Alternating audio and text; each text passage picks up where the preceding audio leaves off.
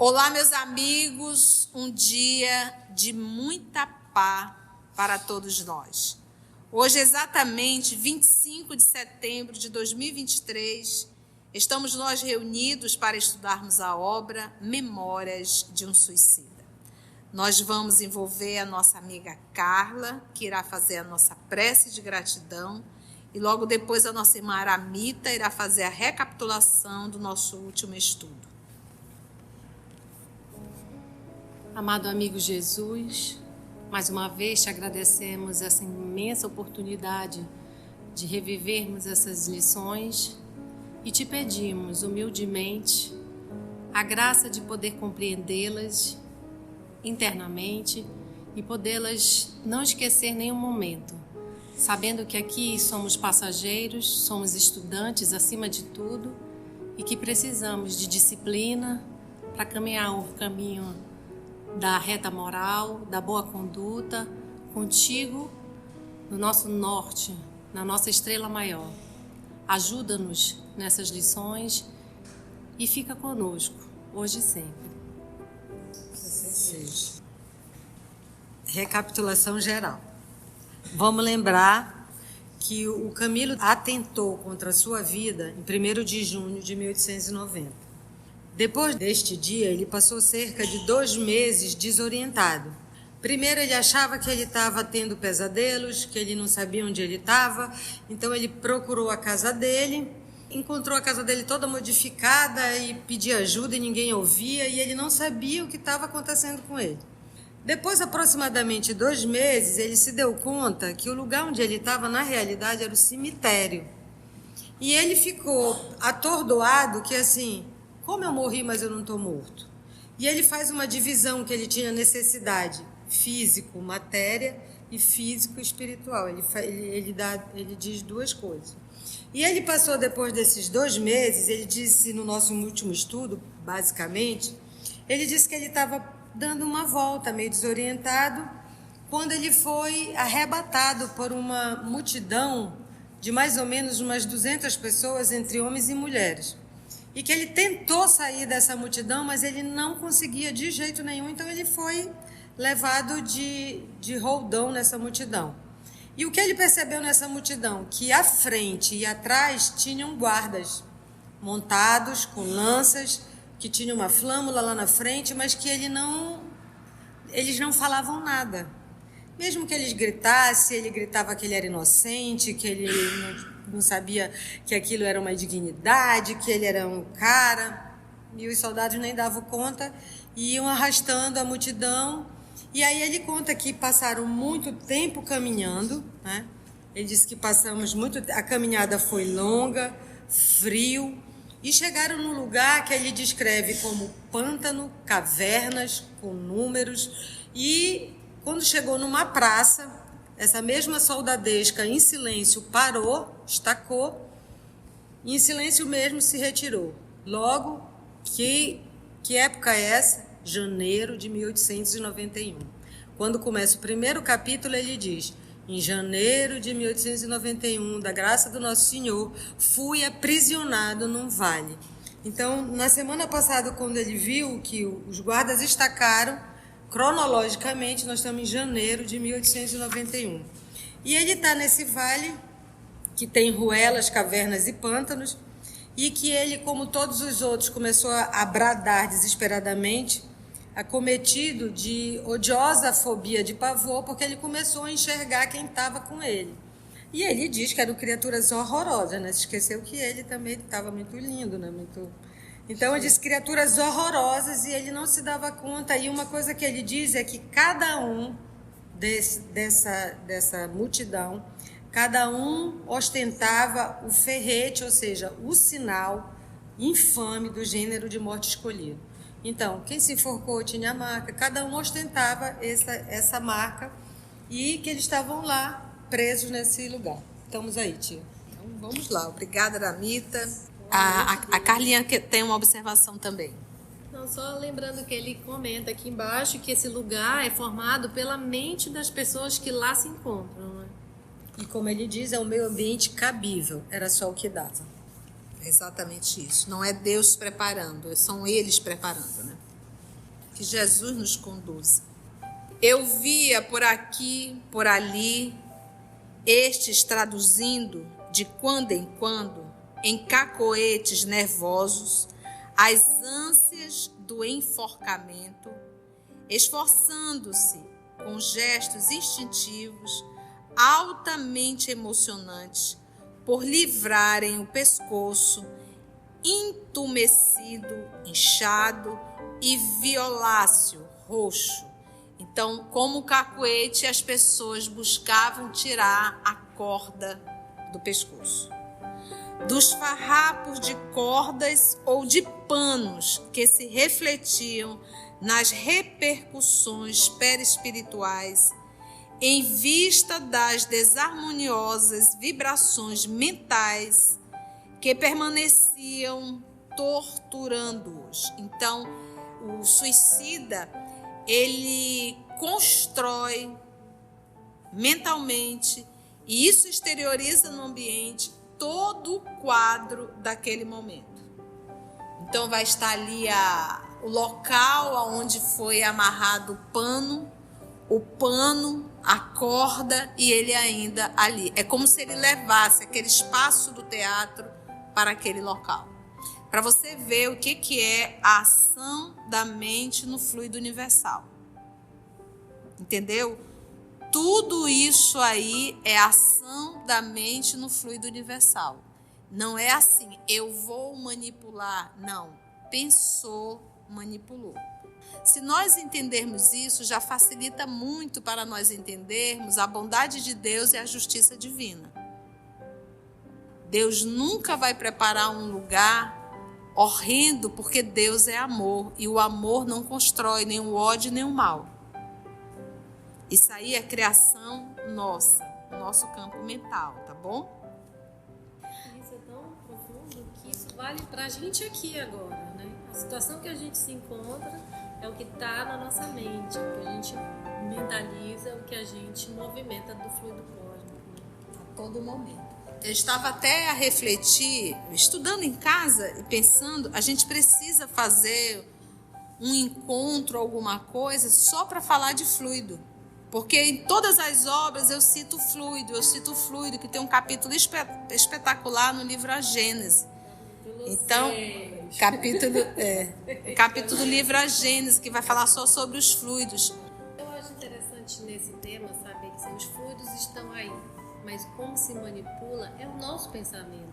E é mais importante do que o que se manipula, é como se manipula, e é o que está dentro da gente. Exatamente. Mas nesse ponto da mente, quando a gente tem, por exemplo, um transtorno mental ou um impacto mental muito grande, que é nesse caso o que acontece aí, você não tem escolha. É como a tia falando aí, é como se estivesse preso num loop. Sabe aquela cena que volta sempre? A pessoa que, quando ela sofre alguma coisa que é traumática, por exemplo, um assalto que foi muito violento, ou um assédio, ou uma coisa assim, a pessoa ela não consegue sair daquilo, ela fica naquele looping, daquela coisa, ela diz assim, olha, às vezes eu estou de boa num lugar e do nada vem tudo de novo na minha mente. É que a mente, que não é uma construção cerebral, ela fica impregnada com aquilo e ela vai voltando. No suicídio, claro que isso é um impacto muito violento, né? É aquilo que a gente chama, quando a gente vai estudar o fluido, a gente assume uma responsabilidade. E aí a gente se preocupa com o que pensa de uma forma mais consciente. No processo do suicida, ele está com a mente adoecida. Então não tem como você pedir. A gente vai acompanhar isso aqui. A gente vai acompanhar cada história. Então, ninguém comete o suicídio com saúde mental. Oi, Rei. Por exemplo, a oração que a gente faz para o suicida que acaba de cometer o ato, essa oração ela é acolhida ou tanto faz, não tem importância nenhuma, porque ele, afinal de contas ele praticou o ato e ele vai sofrer com isso. A prece não vai atenuar, vai aliviar. Agora você imagina o que é o alívio de alguns segundos para quem está num sofrimento tamanho. Nós não devemos parar de orar. Ore sim. Eu vi que uma colega da corporação cometeu suicídio. É o segundo, então a gente vê que os nossos irmãos militares, não só eles, mas a humanidade terrena está precisando realmente desse apoio e dessa assistência. O suicídio não é algo que eu pensei e fiz. O suicídio é algo que eu venho elaborando. E muitos que estão no processo depressivo acabam culminando no suicídio. A base disso daí, gente, é a falta da nossa espiritualidade.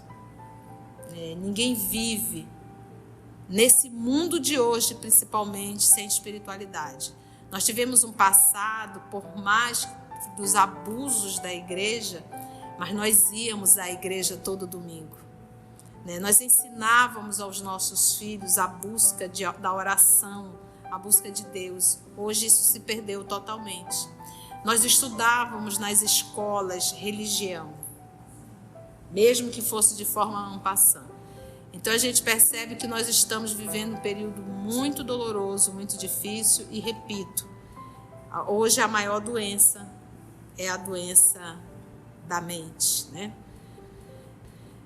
Aqui eles conseguem recriar tudo. Agora ele não tem consciência que ele está recriando. Para ele, para o suicida, ele está na cena do crime.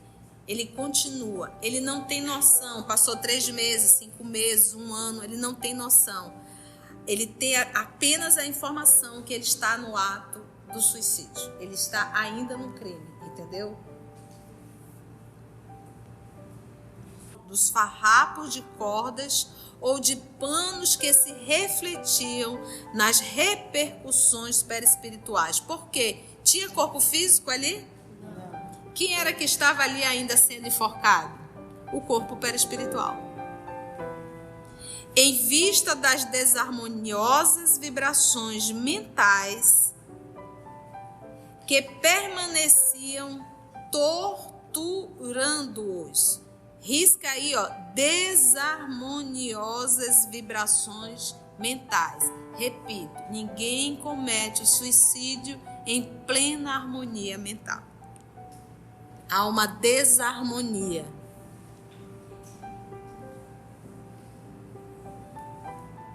Aqueles indo e vindo como loucos em correrias espantosas, bradando, gritando por socorro em gritos estentóricos, julgando-se de momento a momento, envolvidos em chamas, apavorando-se com o fogo que lhes devorava o corpo físico e que, desde então, ardia sem tréguas nas sensibilidades semimateriais do perispírito. Estes últimos, porém, eu notava serem geralmente mulheres. Porque quando a gente vai estudar um pouquinho, acho que eu estava conversando até com a Aramita, né, Aramita? Na sexta-feira, né? Nós estávamos conversando. Está no corpo personalidade masculina e personalidade feminina, caracteriza algum tipo de suicídio. Então, normalmente homem é tiro, enforcamento, não é verdade? Normalmente mulher, aí já vai, toma veneno. Aqui, olha, até a fogo, imagina? E ele disse aqui que essas pessoas que ele via correndo desesperada, pedindo socorro, ainda o fogo queimando, porque na verdade a gente sabe que isso é uma criação mental, e a pessoa sentia as dores do fogo e pedindo socorro. E ele diz, e normalmente eram quem? Mulheres.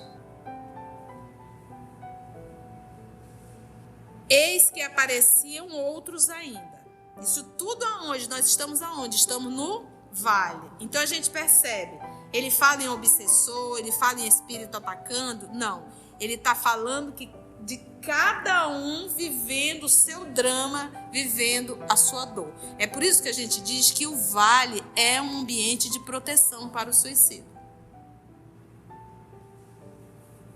Eis que apareciam outros ainda, vamos ver, o peito ou o ouvido ou a garganta banhados em sangue. O que foi isso?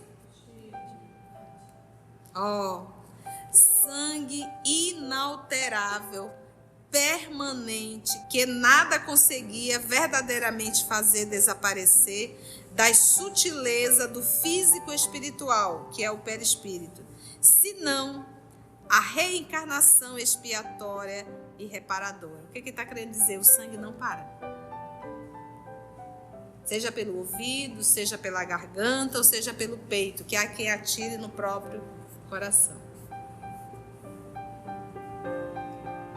Tais infelizes, além das múltiplas modalidades de penúrias porque se viam atacados, deixavam-se estar preocupados sempre, a tentarem estancar aquele sangue jorrante, ora com as mãos, ora com as vestes, ou outra qualquer coisa que supunham ao alcance, sem, no entanto, jamais o conseguirem, pois tratava-se de um deplorável estado mental que os incomodava e impressionava até o desespero. Então não tem como parar o sangue. Por quê? Porque é uma criação mental.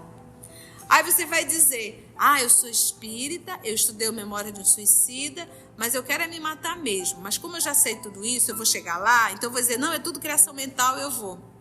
Não é assim, gente. Não é assim. Você não vai conseguir. A presença destes desgraçados impressionava até a loucura, dada a inconcebível dramaticidade dos gestos isócronos, ou seja, que se executam em tempos iguais. Então, tu imagina, repetindo no mesmo tempo, um movimento constante. Ele disse, para quem está olhando, enlouquece. Para quem está olhando. E o sangue jorrando. Gente, qualquer filme de terror não é nada frente a uma cena dessa, um ambiente desse. Então tu coloca sangue, imagem, farrapos, gritos, choros, desespero. Todo o tempo. Daqui a pouco você está no chão se batendo também. São centenas. Cada um vivendo o seu inferno particular. Ele diz gestos isócronos, ou seja, em tempos iguais, inalteráveis, a que, malgrado próprio, se viam forçados. E ainda estoutros, ou seja, outro próximo, sufocando-se na bárbara asfixia do afogamento. Bracejando, ou seja, agitando os braços em ânsias furiosas à procura de algo que os pudesse socorrer, tal como sucedera à hora extrema e que suas mentes registraram, ingerindo água em gorgolejos, em grandes, engolindo mesmo, ininterruptos, exaustivos, prolongando indefinidamente cenas de agonia selvagem, às quais olhos humanos seriam incapazes de presenciar sem se tingirem de demência. Ele diz, qualquer ser humano ali dentro, olhando esses quadros, iria enlouquecer. E não é só um movimento de afogamento, existe a água que ele cria. E ele engolindo ali a água. Já pensou a cena? Porém, havia mais ainda. E eu fico me perguntando, gente, que livro denso. Por que Jesus permitiu?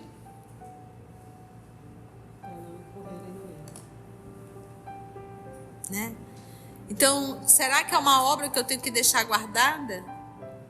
Será que nesse período... Então imagina, gente, quantos corações a gente não pode libertar dando a informação. Então por isso que Jesus diz, a seara é grande, mas são poucos os trabalhadores. Então a gente precisa divulgar, a gente precisa. Então, poxa, por que as corporações, por que as grandes empresas nos dizem assim, gente, vamos fazer um encontro ecumênico, vamos chamar a religião tal para falar de suicídio, vamos chamar a religião tal, cada um abordando. Olha, vamos chamar um psicólogo para falar da depressão, das doenças da alma. Já que nós temos uma coletividade, quando que a sociedade vai começar a despertar para isso? Corroborando com a frase de que quando o camelo está carregado, uma pena derruba ele. Muitas vezes lidamos com pessoas que já estão no limite de problemas e às vezes sobrecarregando essas pessoas com outros problemas. Então temos que ter muito cuidado nesse sentido aí, como a gente se relaciona, porque muitas vezes no descuido a gente joga a pena que faltava para derrubar o camelo, ou seja, aquela pessoa estava precisando de apoio, de carinho, de ajuda, de auxílio. E não de um problema a mais, de uma dificuldade a mais, de uma pressão a mais, de uma cobrança a mais, que às vezes é determinante para fazer essa pessoa, como diz, ninguém comete suicídio em sã consciência. Às vezes é determinante para essa pessoa pirar de uma vez, vamos usar um termo grosseiro, desse sentido, e cometer um suicídio. E a gente fica de longe, mas eu não fiz nada. Então nós temos sim responsabilidade no dia a dia, no processo das relações. Como construímos essas relações. Vamos nós então. Tá ruim? Vamos lá. Tá doloroso, na verdade. E ainda estoutros, ou seja, outros próximos, sufocando-se na bárbara asfixia do afogamento, bracejando em ânsias furiosas à procura de algo que os pudesse socorrer, tal como sucedera à hora extrema e que suas mentes registraram, ingerindo água em gorgolejos ininterruptos. Esse gorgolejo aí é o ruído que faz para engolir. Exaustivos, prolongando indefinidamente cenas de agonia selvagem, as quais olhos humanos seriam incapazes de presenciar sem atingirem a demência. Porém, havia mais ainda. E o leitor perdoe a minha memória estas minudências, talvez desinteressantes para o seu bom gosto literário, mas úteis, certamente, como advertência ao seu possível caráter impetuoso, chamado a viver as inconveniências de um século em que o morbus, ou seja, a doença terrível do suicídio, se tornou mal endêmico de um povo. Não pretendemos, aliás, apresentar obra literária para deleitar gosto e temperamento artísticos. Cumprimos um dever sagrado, tão somente, procurando falar aos que sofrem, dizendo a verdade sobre o abismo que, com malvadas seduções, há perdido muita alma descrente em meio dos desgostos comuns à vida de cada um.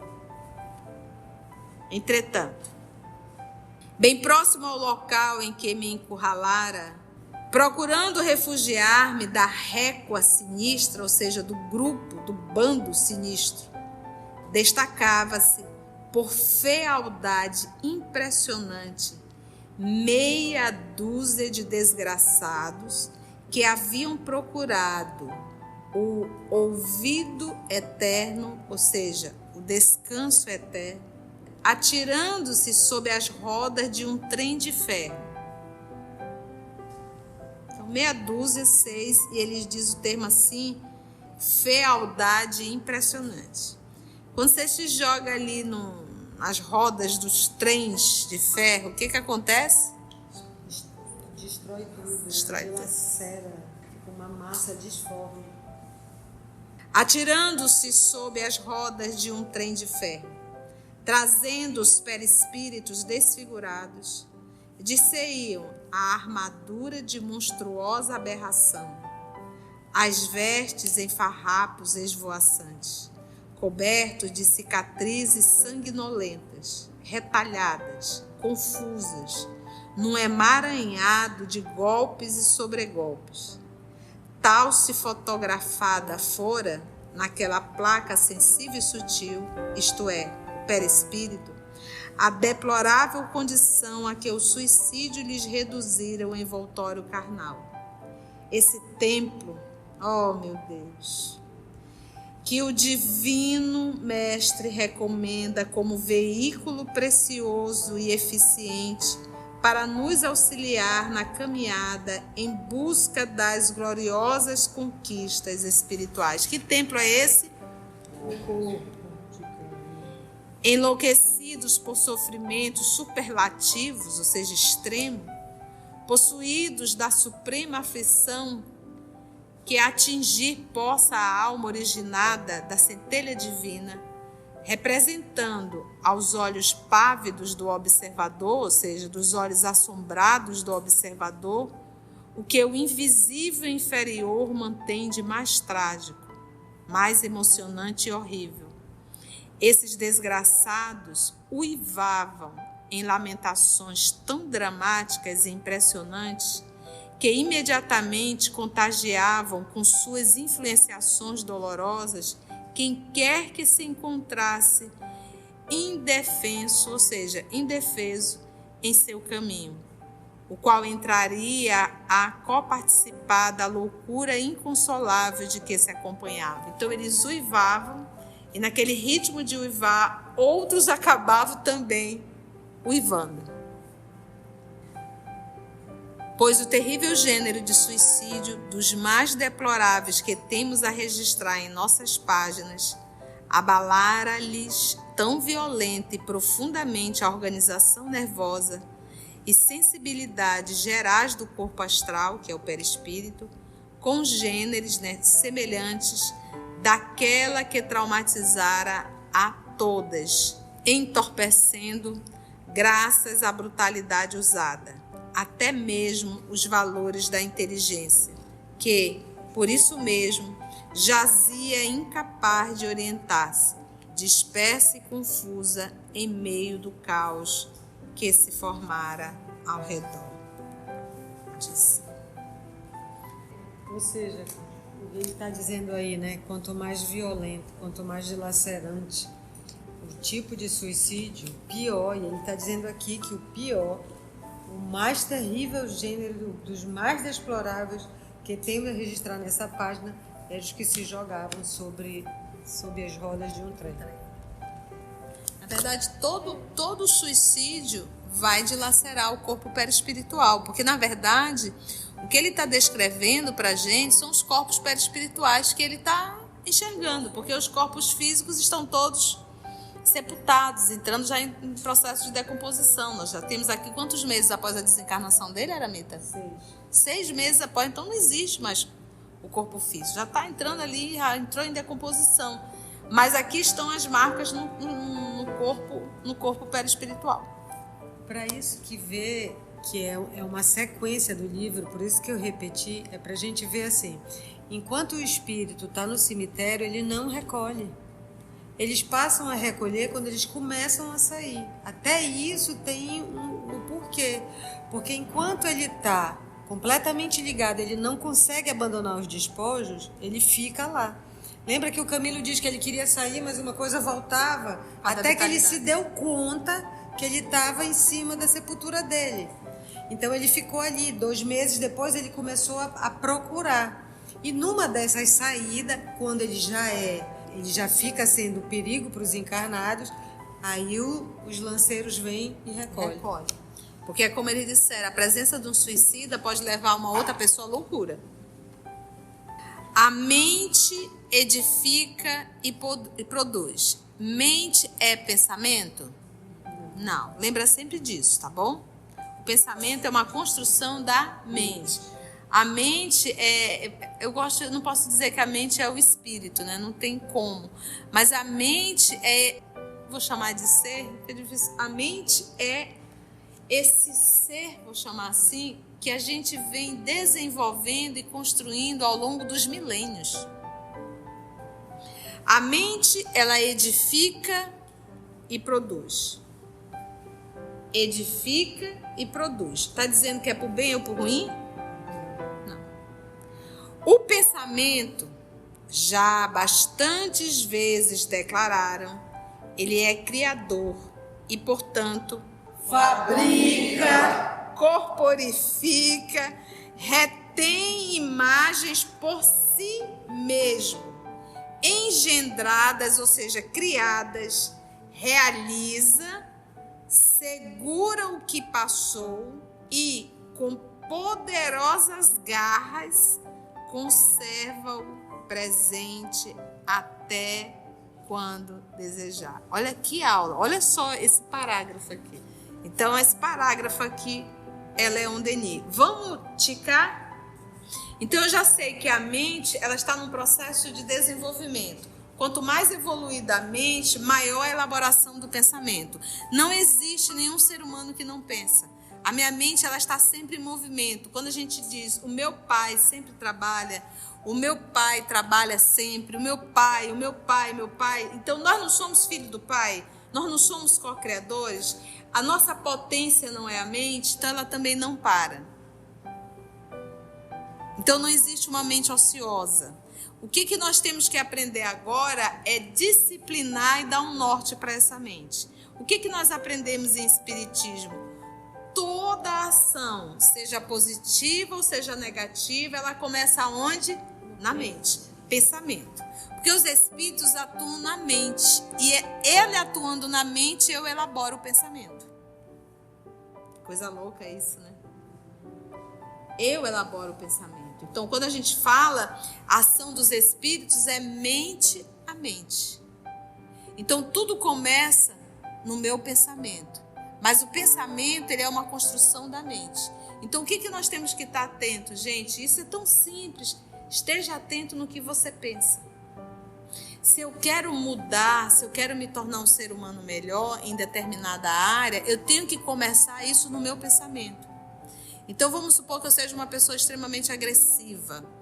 Eu seja uma pessoa muito dura, muito grossa, muito isso, muito aquilo. Eu tenho que começar a construir esse ser no meu pensamento também. Começa a idealizar você falando mais doce, mais baixo. Começa a idealizar uma cena que te tira do eixo, você agindo da forma coerente. Constrói essa tua mente. Educa os teus pensamentos, entendeste? Porque tudo começa aqui. Da mesma forma, quando eu entro num processo de entristecimento, eu vou começando a sentir um certo prazer. A mente vai adoecendo. Os pensamentos que a mente constrói são adoecidos. A mente está adoecida, os pensamentos serão elaborados também. E eu vou cada vez mais construindo. Então, o que acontece? Nesse processo, por que a gente diz assim, nesse processo de entristecimento, para onde tu olha, tu vê escuro.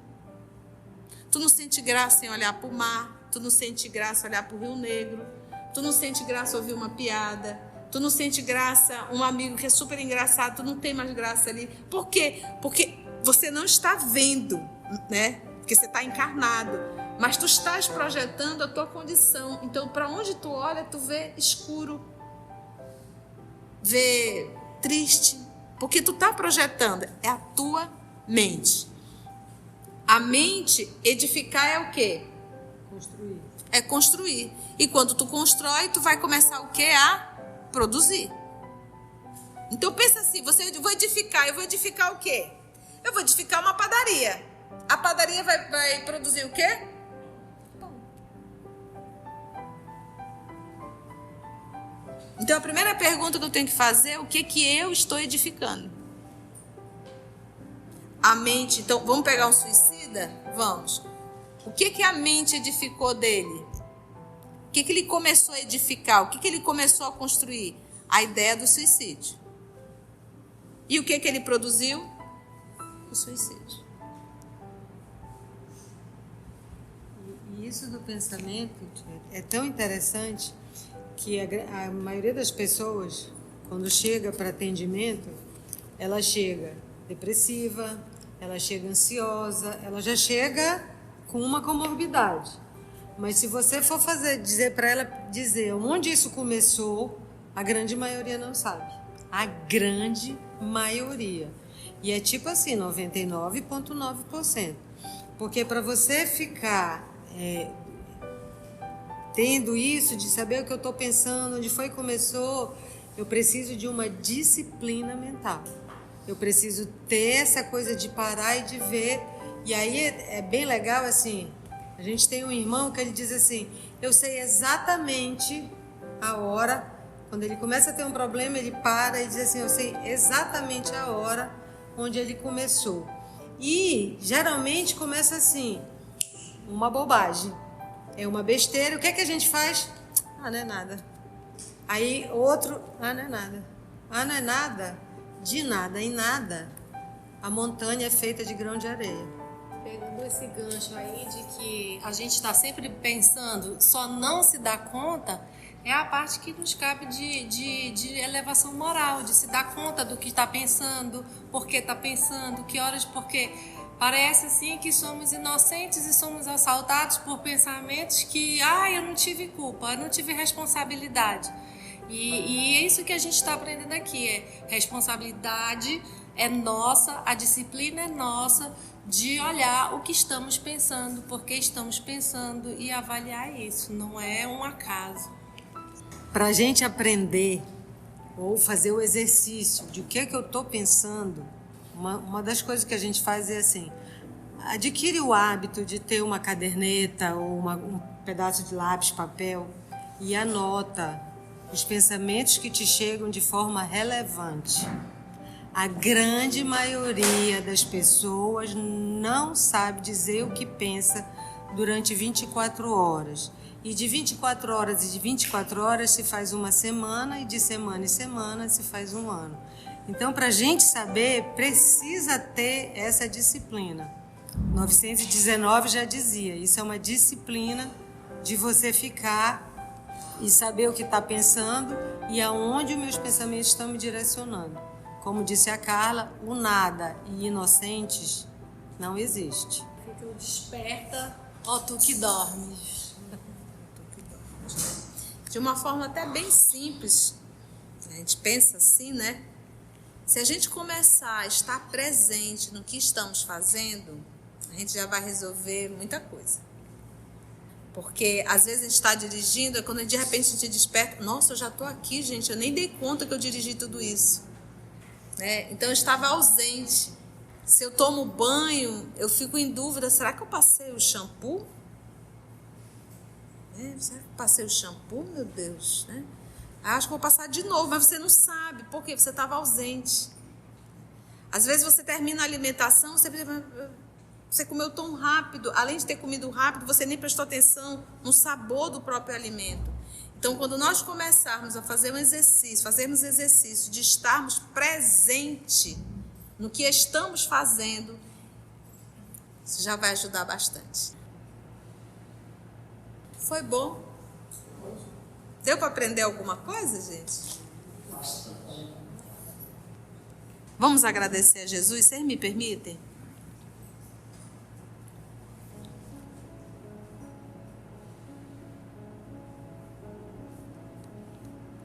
Amado Mestre Jesus, amor de nossa vida, vivemos na Terra momentos decisivos e dolorosos e perigosos. Sem a Tua presença não vamos conseguir. Sem o Teu apoio e a Tua proteção, não temos como caminhar e nem resistir. O trabalho que nos propomos, Senhor, precisa sempre do Senhor como guia, nos dando norte, abrindo os caminhos e acendendo sempre, Senhor, a luz divina. Amor amado, perdoa a nossa teimosia. Perdoa a nossa preguiça. Ajuda-nos a despertar. Ajuda-nos a entender que te servir é um ato de amor e não existe amor sem sacrifício. Muito obrigada, amor amado, por estarmos aqui. Muito obrigada, Senhor Jesus, por essa oportunidade de estudo e reflexão. Que a tua paz possa nos envolver. Agradecemos a presença dos amigos espirituais que conduziram e nos inspiraram em mais um trabalho. Que a tua paz nos envolva, que possamos retornar aos nossos lares envolvidos, Senhor, na tua paz. Graça te damos, que assim seja.